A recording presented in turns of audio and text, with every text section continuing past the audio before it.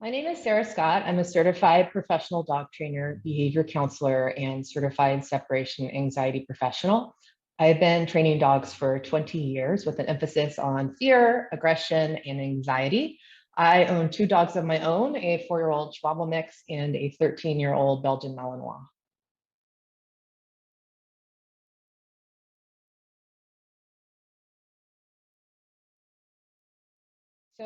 With separation anxiety, it's something that any dog could actually develop because it depends on how comfortable they are being left home alone and what their regular experiences are. So most of us during the pandemic probably stayed home a lot more than we were doing before. And very likely our dog is going to have gotten pretty comfortable with our new routine.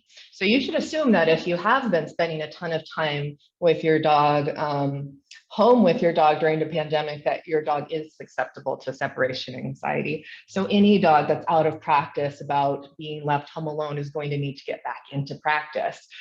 So that's the first thing you could look for is you could just say, have I left my dog home alone very frequently in the past year? And if the answer is no, then your dog probably is going to need some help transitioning back into a life where he's going to be left home alone more frequently.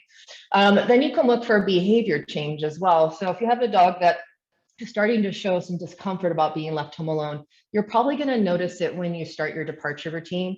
So potentially you get up in the morning and you start getting ready to head out the door. If your dog is following you around and kind of glued to your leg and being a bit of what we would call a Velcro dog, that's also a sign that they're starting to have some, icky feelings brew up as they anticipate you getting ready to exit. So you can definitely look for signs of that nature. Or perhaps my dog stops eating his breakfast in the morning and normally eats really well. That could also be a sign of stress, right? That he predicts getting up in the morning, starting the routine, eating breakfast, means we're going to be home alone. And if your dog's stressed out enough, you might have a dog whose appetite goes away.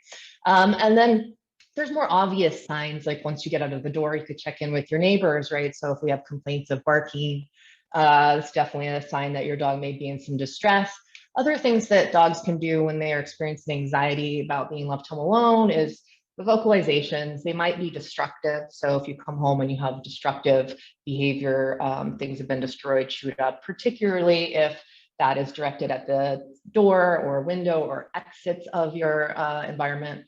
And it can also be potty training trouble, right? So if I'm coming home and my normally potty trained dog is having an issue, particularly when they're home alone, that would be another sign that you can look for. So behavior symptoms after you've left, and even more important, to be proactive, right? Is my dog paying attention when I grab my keys? Is he seem to be sensitized to the morning routine? And have I left the dog home alone at all?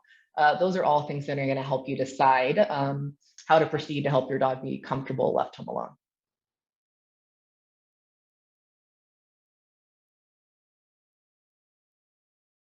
So as far as low cost options to help with your separation anxiety dog, there are a few at-home programs that you could consider. So enlisting the help of a private trainer is great. It's just not necessarily the most cost-effective route. It can be a big expense sometimes to get a private trainer on board, but there are a couple good online at-home programs, self-paced programs that you can consider.